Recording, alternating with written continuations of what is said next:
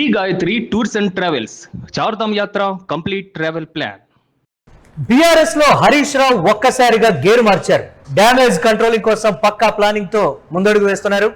రైతులు, నిరుద్యోగులు, విద్యారంగ సమస్యలపై పోరుబాటు పట్టనున్నారు. అంది వచ్చిన నోటిఫికేషన్ల ఆలస్యం, ఫ్యూచర్ సిటీ వ్యవహారం కూడా కలిసి వచ్చినట్లుగా తెలుస్తోంది. అశోక్ నగర్, దిల్సుఖ్ నగర్ లో గ్రౌండ్ విజిట్ కు ప్లాన్ చేస్తున్నారు. అక్కడికక్కడే నిరుద్యోగులతో నిరసన కార్యక్రమాలు చేపట్టేటువంటి అవకాశం కూడా కనిపిస్తోంది.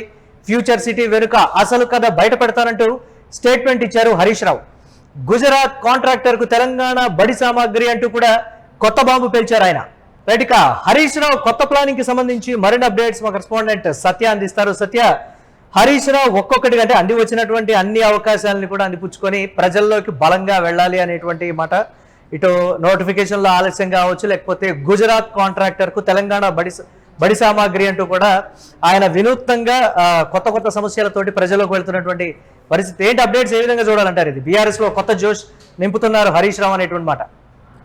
ఎస్ మురళి, ప్రధానంగా ఆయన ఇప్పుడు దాదాపు కాంగ్రెస్ ప్రభుత్వం వచ్చి మరి 3 సంవత్సరాలు అవుతుంది. ఈ 3 సంవత్సరాల్లో కాంగ్రెస్ ప్రభుత్వాన్ని ఎప్పటికప్పుడు ఎండగడుతున్నప్పటికీ కూడా ఇప్పటికే కొంత వెనుకబడి ఉన్నాము అనేది కూడా మరి బీఆర్ఎస్ పార్టీకి సంబంధించినటువంటి వాళ్ళు కొంతమంది అంటే క్యాడర్ ఎప్పుడు కూడా నిరుత్సాహంలో ఉంది అనేది కొంత స్పష్టమైన పరిస్థితి కనబడుతుంది. ఇప్పుడు క్యాడర్ను ఉత్సాహపరచడంతో పాటు అంది వచ్చిన అంశాలను మరి వాటిని వినియోగించుకొని గెలుపు లక్ష్యంగా హరీష్ రావు కొంత గేరు మార్చిన పరిస్థితి కనబడుతూ ఉంది.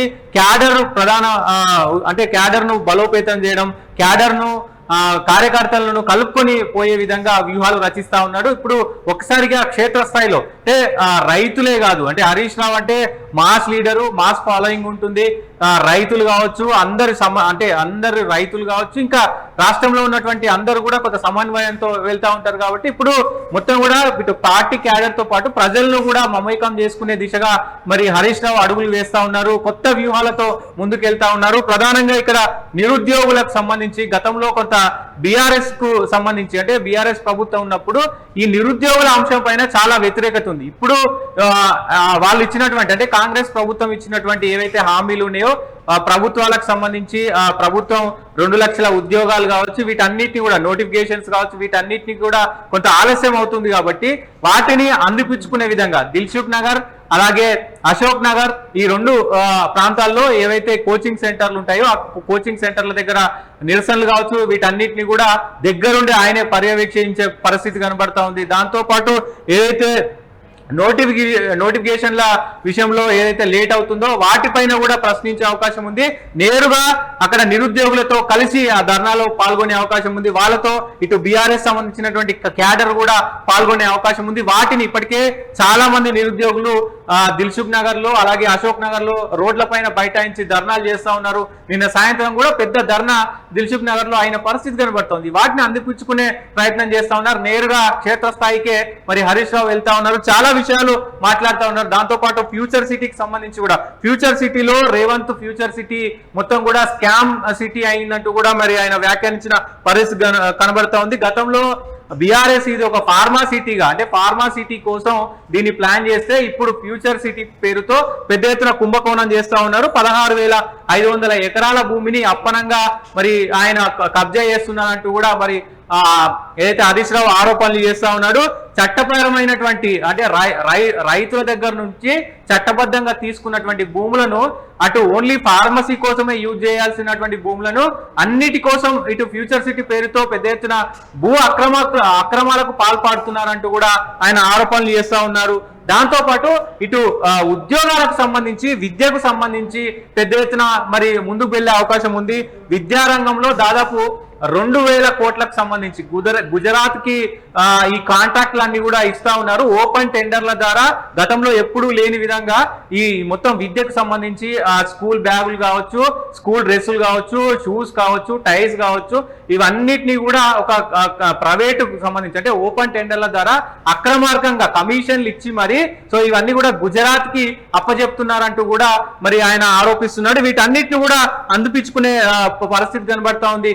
గుజరాత్ ఏజెన్సీలకు ఎందుకు ఇవ్వాల్సి వస్తుంది అనేది కూడా ఆయన ప్రశ్నించారు. దీన్ని ఉపయోగించుకున్నారు. దాంతో పాటు రైతు సమస్యల పైన ఇప్పుడు ఉన్నటువంటి క్షేత్రస్థాయిలో కొనుగోలు కేంద్రాల్లో ఇప్పటికీ దాదాపు మురళి ప్రస్తుతం తెలంగాణ సిచ్యువేషన్ లో చాలా ధాన్యం అంటే మొత్తం కూడా విలేజ్లలో ఎక్కడికక్కడ మరి అక్కడే ఉన్న పరిస్థితి కనబడుతుంది. ఆల్రెడీ మరి సీజన్ కూడా అయిపోయింది. ఇప్పుడు మళ్ళొకసారి నాట్లు కూడా వేసే పరిస్థితి దగ్గరకు వస్తున్న పరిస్థితి కనబడుతుంది. ఇదంతా కూడా ఒకవైపు ఉంటే మరి పెద్ద ఎత్తున ఈ అంశాలపైన కూడా ఆయన ముందుకెళ్లే అవకాశం ఉంది. దాంతో పాటు రుణమాఫీ, రైతు భరోసా వీటన్నిటికి సంబంధించి కూడా రైతుల్లోకి ఇప్పటికే చాలా ఇప్పుడు ఏదైతే రైతు భరోసాకు సంబంధించి ఇంకా 3వ విడత ఇంకా పడుతుంది. దాదాపు 6 నెలలు అవుతుంది రైతు భరోసాకు సంబంధించి. వాటిపైన ప్రశ్నించే అవకాశం ఉంది.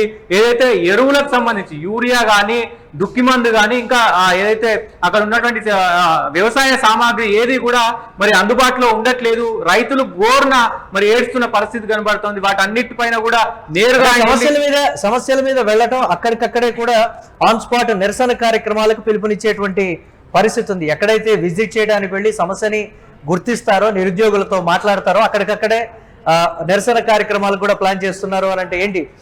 రాష్ట్ర వ్యాప్తంగా ఉన్నటువంటి బీఆర్ఎస్ శ్రేణుల్లో ఒక కొత్త ఉత్సాహం, అందరూ కూడా హరీష్ రావుకు మద్దతు తెలపడం, హరీష్ రావు దగ్గరికి రావడం కూడా జరుగుతుంది. తినేలా చూడొచ్చు. అంటే ఇప్పుడు ప్రస్తుతం ఉన్నటువంటి సిచ్యువేషన్ లో మొన్న ఇటీవల కాలంలో చేసినటువంటి కామెంట్స్ కావచ్చు, ఇవన్నీ కావచ్చు, కొంత బీఆర్ఎస్ పార్టీకి కొంత పార్టీ క్యాడర్ డ్యామేజ్ చేసే విధంగా మరి జరిగింది. కాబట్టి ఖచ్చితంగా దాన్ని తొలగించడంతో పాటు పార్టీలో కొత్త ఉత్తేజం నింపడం, అంటే కొంతమంది ఆల్రెడీ ధర్నాలు చేస్తా ఉన్నారు.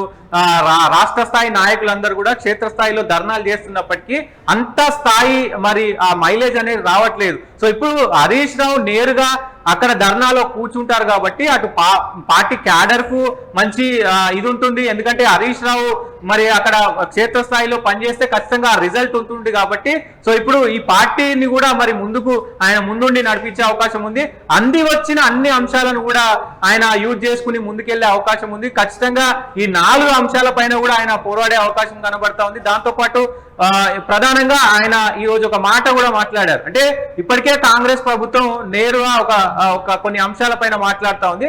అసలు తెలంగాణలో బీఆర్ఎస్ పార్టీ లేదు, అసలు బీఆర్ఎస్ పని అయిపోయింది, బీఆర్ఎస్ కు ఇక తెలంగాణలో మనుగడ లేదు, బీజేపీ వర్సెస్ కాంగ్రెస్ మాత్రమే ఉంటుంది అని కూడా ఇటు 2 పార్టీలు చెప్పుకుంటున్నాయి. సో ఆయన నేరుగా ఒక అంశాన్ని నేరుగా ఆయన మాట్లాడిన పరిస్థితి ఉంది. అయితే ఒకవేళ మేము నిజంగానే బీఆర్ఎస్ పార్టీ తెలంగాణలో లేకపోతే రేవంత్ రెడ్డి ఎక్కడ మాట్లాడినా, మంత్రులు ఎక్కడ మాట్లాడినా ఎందుకు కేసీఆర్ పేరు లేనిది ఒక మాట రాదు, హరీష్ రావు పేరు లేనిది ఒక మాట రాదు, కేటీఆర్ పేరు లేనిది ఒక మాట లేదు. మేము నిజంగానే లేకపోతే, మేము బీఆర్ఎస్ పార్టీ మొత్తం అంతమైపోతే మా పేర్లను ఎందుకు ప్రస్తావిస్తున్నారు, మేము అక్కడ ప్రస్తావనకు వస్తున్నాం అంటేనే మేము ఉన్నామని అర్థము, మా భయం మీకు ఉందని అర్థం అంటూ కూడా ఆయన మాట్లాడిన పరిస్థితి ఉంది. ఇవన్నీ కూడా ఆయన క్షేత్రస్థాయిలో వెళ్ళి పార్టీని బలోపేతం చేయడంతో పాటు కార్యకర్తలను బలోపేతం చేయడం పాటు సమస్యల పైన పోరాడతారు. ఖచ్చితంగా కొత్త ఉత్తేజం నింపడంలో ముందుండబోతున్నారు. చాలా వ్యూహాత్మకంగా కూడా ఇవన్నీ ఉండబోతున్నాయి మురళి. ఖచ్చితంగా హరీష్ రావుకి ఇది ఒక మంచి మైలేజ్ అని కూడా చెప్పుకోవచ్చు Murali. Right, thanks for update Satya. ఇక బీఆర్ఎస్ లో ఒక్కసారిగా హరీష్ రావు గేరు మార్చారు. ప్రజా సమస్యల్ని ఆయన అడ్రస్ చేయబోతున్నారు అనేటువంటి మాట. డ్యామేజ్ కంట్రోలింగ్ కోసం పక్కా ప్లానింగ్ తో హరీష్ రావు ముందుకు వెళ్ళబోతున్నారు. ఇది బీఆర్ఎస్ శ్రేణులు చెప్తున్నటువంటి పరిస్థితి. రైతులు, నిరుద్యోగులు, విద్యారంగ సమస్యల మీద ఆయన పోరుబాట పట్టనున్నారు. కాంగ్రెస్ ప్రభుత్వం అధికారం చేపట్టిన తర్వాత రైతులకు ఒరిగిందేంటి, ఎన్ని ఉద్యోగాల అవకాశాలు కల్పించారు, విద్యారంగంలో ఉన్నటువంటి సమస్యల్ని ఎన్నిటిని మీరు పరిష్కరించారు అనేటువంటి దాని మీద కూడా హరీష్ రావు ముందుకు వెళ్ళబోతున్నారు. ఇక నోటిఫికేషన్లు ఆలస్యం కావచ్చు, ఫ్యూచర్ సిటీ వ్యవహారం కావచ్చు, వీటి మీద కూడా ఆయన పోరుబాట పట్టనున్నారు. అశోక్ నగర్, దిల్సుఖ్ నగర్ లో గ్రౌండ్ విజిట్ కి కూడా ఆయన ప్లాన్ చేయబోతున్నారు. అక్కడికక్కడే నిరుద్యోగులతో నిరసన కార్యక్రమాలు ఆన్ స్పాట్ ప్లాన్ చేయబోతున్నారు. ఇది ప్రస్తుతం బీఆర్ఎస్ చెప్తున్నటువంటి మాట. నిరుద్యోగుల నుంచి ఎలాంటి స్పందన వస్తుందనే విషయం పక్కన పెడితే, మా కోసం పోరాడేటువంటి వాళ్ళు ఎవరు వచ్చినా కానీ మేము వారికి మద్దతు ఇస్తామనేటువంటి రీతిలోనే ఉన్నారు. ఇక ఇంకొక బాంబు కూడా పిలిచారు హరీష్ రావు. ఫ్యూచర్ సిటీ వెనుక అసలు కథ బయట పెడతాను, ఇది హరీష్ రావు ఇచ్చినటువంటి స్టేట్మెంట్. ఇక గుజరాత్ కాంట్రాక్టర్ కు తెలంగాణ బడి సామాగ్రి అంటూ కూడా ఆయన కొత్త బాంబు పిలిచారు. చూడాలి ఏ విధంగా ఉండబోతోంది హరీష్ రావు పోరుబాటకు సంబంధించి.